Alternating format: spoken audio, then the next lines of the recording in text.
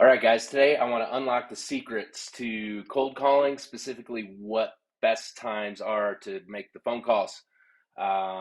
If some of you have heard a little bit of my story, I started cold calling, selling yellow pages in 2006.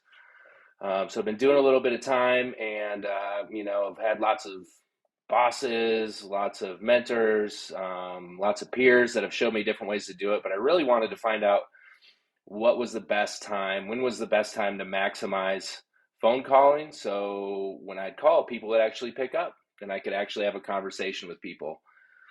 The art of the conversation is completely different. We're not going to talk about that today, but specifically, if you're going to block time, when is the best time to call? The first thing you should be thinking about is the human behavior, the human patterns.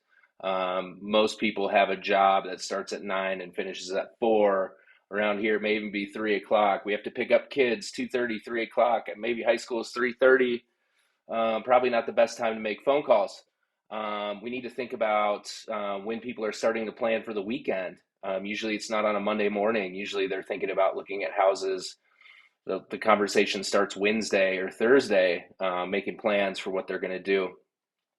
So over the years, what I've found out after logging calls, making notes is that Wednesdays and Thursdays, 11 to 12 and 4 to 6 are the best times. Now, there's even some better times. I've done this in several markets, and the first one is canceled school.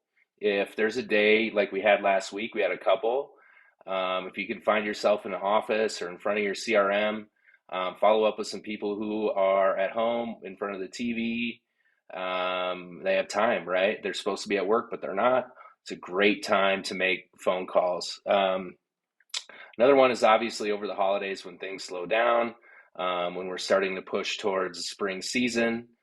It's another great time. So the big news, the big thing here is that I believe that in the next 90 days that the people that make the decision to call and call at the right time are going to be successful regardless of how long they've been in the market.